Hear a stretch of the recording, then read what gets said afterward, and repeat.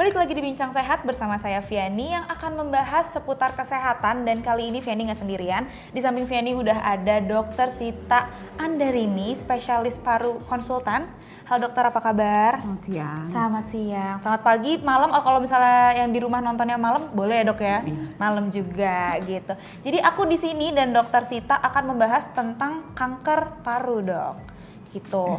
Nah, aku mau nanya nih dok, sebelumnya kalau misalnya melihat dari data ya dok ya, dari tahun 2018 sendiri itu ada peningkatan nggak sih dok yang menderita kanker paru itu? Ya, sebelumnya selamat sore semua pemirsa di rumah maupun yang sedang lihat di smartphone.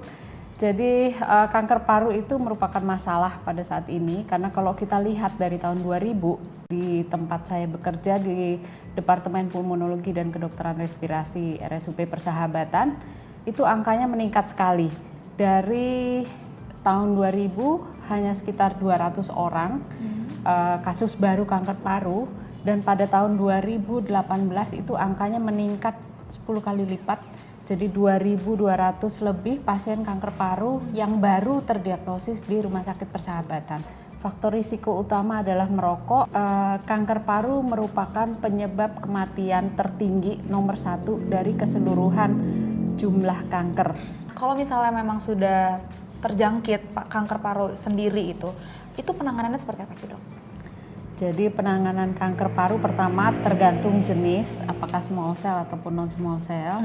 Yang kedua adalah tergantung staging atau stadiumnya. Stadium kanker paru adalah stadium 1, 2, 3, dan 4. Terparah 4 berarti ya dok ya? Iya. Yang jelas adalah kanker paru bisa dicegah dan bisa ditangani. Itu yang paling penting. Dan juga kalau kita lihat, kalau stage 1, 2, 3 itu tata laksananya adalah bedah. Baik bedah saja ataupun setelah bedah diikuti oleh radioterapi ataupun kemoterapi. Jadi pada prinsipnya adalah bedah, kemudian radioterapi, kemoterapi. Yang keempat adalah targeted terapi. Targeted terapi. Yang kelima adalah imunoterapi. Nah, dua terakhir adalah hal yang baru.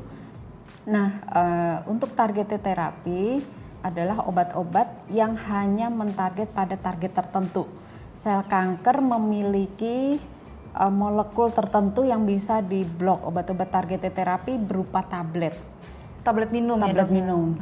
Itu yang keempat. Yang kelima adalah imunoterapi. Apakah itu imunoterapi? Kalau kita lihat imunoterapi, kalau di masyarakat awam ataupun di kalangan dokter sendiri pun belum banyak yang tahu imunoterapi. Jadi imunoterapi dipikir hanya mungkin complementary alternative medicine seperti itu. Tidak, imunoterapi sudah ada di sini dan juga sudah menjadi suatu alternatif panduan yang utama pada terapi kanker paru. Artinya menjadi masuk di dalam guideline tata laksana kanker paru. Nah, dari kelima itu apa sih dok kelebihan dan kekurangannya? Pasti ada dong dok kelebihan dan kekurangannya. Untuk imunoterapi sendiri, kalau kita lihat, kalau kemoterapi karena dia bekerja pada sel yang baik juga membelah sel yang normal, maka efek sampingnya ke sel yang normal juga kena. Untuk imunoterapi efek sampingnya biasanya mild ya. Efek samping yang terberat adalah autoimun. Jadi imunitasnya terlalu berlebihan terhadap sel yang sehat, itu bisa didapatkan. Oh gitu. Jadi mungkin di imunoterapi ini resikonya lebih bisa nggak terlalu berdampak besar gitu kali dok untuk badan gitu. Ya, biasanya efek sampingnya mild, jadi pasien juga merasa nyaman ya. Kalau untuk imunoterapi biasanya juga rambutnya tidak rontok ya, leukositnya dan trombosit juga masih dalam batas normal. Biasanya aman. Memang ada efek samping berat ya itu, tapi amat sangat jarang. Nah dok, kalau misalnya imunoterapi sendiri kan tadi sudah dibilang memperpanjang harapan hidup sepanjang 5 tahun ya dok ya. Nah itu memang di kenyataannya seperti apa dok? Apakah benar seperti itu? Iya, dari data yang terbaru, jadi memang imunoterapi ini cukup baru ya. 2018 Dr. Ellison dan Dr. Honjo mendapatkan Nobel untuk penemuan imunoterapi ini. Dan kalau kita lihat dari penelitian pada saat awalnya yaitu 5 tahun lalu dan datanya sekarang baru bisa kita lihat ya. Dari data 5 tahun lalu ternyata penderita dengan ekspresi PDL1 lebih dari 50%, 20%-nya bisa mencapai overall survival 5 tahun. Dan itu untuk kanker paru merupakan sesuatu yang sangat membahagiakan. Jadi imunoterapi bisa memperpanjang overall survival untuk pasien-pasien kanker paru. Tapi apa dok yang bikin itu bisa memperpanjang harapan hidup bagi penderita kanker?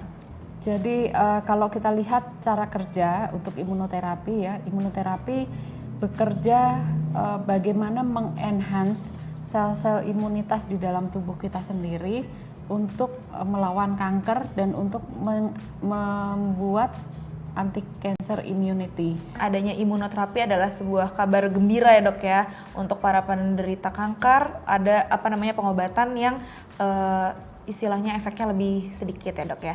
Nah kalau misalnya harapan dokter Sita sendiri akan adanya imunoterapi di Indonesia itu apa sih dok? Ya kalau kita lihat terapi kanker paru di Indonesia sama dengan standar di luar ya, di internasional. Jadi kita memiliki standar atau pedoman tata laksana kanker paru yang diterbitkan oleh Kementerian Kesehatan maupun diterbitkan oleh Perhimpunan Dokter Paru Indonesia, dan itu standarnya sesuai dengan guideline internasional, jadi tidak berbeda, sama. Jadi mau terapi kanker paru di sini maupun di luar sama. Oke dok. Nah kalau misalnya dokter sendiri punya harapan apa kepada penderita kanker yang mungkin sekarang lagi survive untuk sembuh atau memperpanjang harapan hidup, gimana tuh dok? Yang pertama adalah untuk yang sehat, jauhi rokok, tidak merokok ya, pola hidup sehat, dan untuk penderita kanker paru, mari kita berjuang bersama. Oke, terima kasih dokter, dan sekian sudah bincang sehat pada hari ini. Sampai jumpa di episode selanjutnya.